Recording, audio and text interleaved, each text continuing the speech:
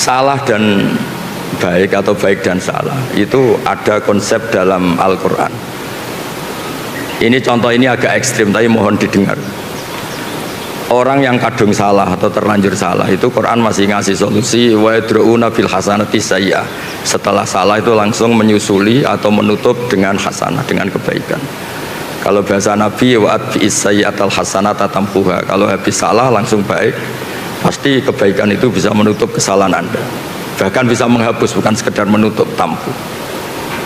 Saya sering berpikir dan diroyah itu kajian, kayak contoh tadi namanya kajian.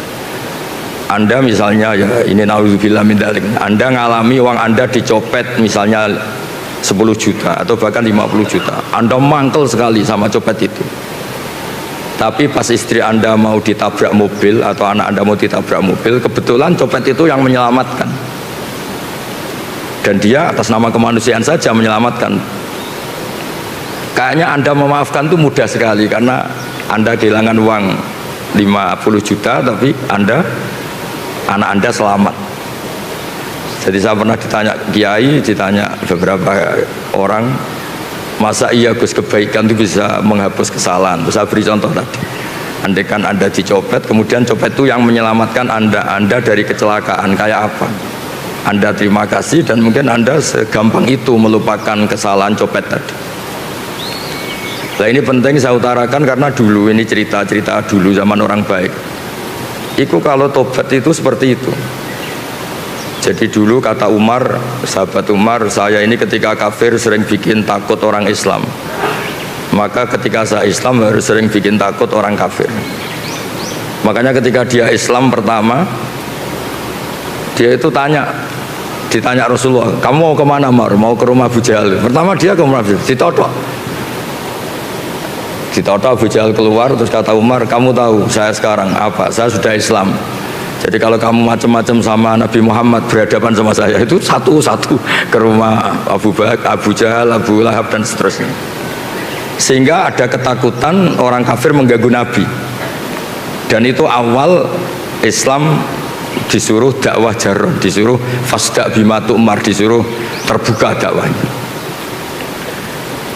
Begitu juga secara sejarah, Khalid bin Walid itu panglima perang orang kafir dan dia menang tuh karena keahlian strategis. Sahabat itu ya manusia ya kayak kita lah, dalam watak-watak manusia kayak kita.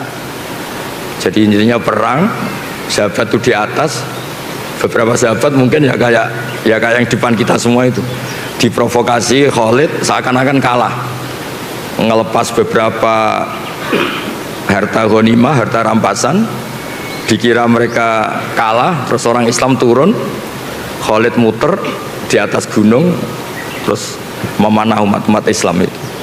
Padahal Nabi sudah pesan para pemanah itu nggak boleh keluar dari gunung.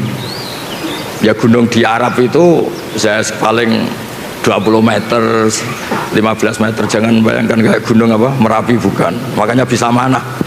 Kalau seperti gunung Merapi ya nggak bisa kan. Singkat cerita akhirnya umat Islam ini kalah karena satu menyalahi strategi yang dicanangkan Rasulullah, dua karena kepandian Khalid bin Walid.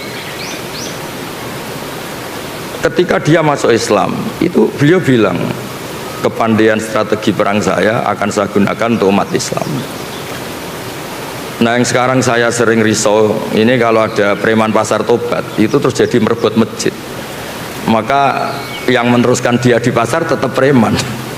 Harusnya secara teori fikih, sebagaimana saya dulu bikin ketakutan di pasar, sekarang tobat saya bikin ketentraman di pasar. Jangan terus jadi merebut masjid, penerusnya lebih jahat. Jadi tobat itu kalau dulu itu sebanding dengan tanda kutip kesalahan yang pernah dia lakukan. Kalau tidak banding maka seperti tadi nggak sambung. Saya ulang lagi, kalau tidak banding itu tidak apa? Sambung kayak tadi, dia mengganggu hak adami yaitu bikin orang takut, kemudian tobatnya dia hak kuwah hanya jadi merebut masjid atau wiridan, kan tidak sambung.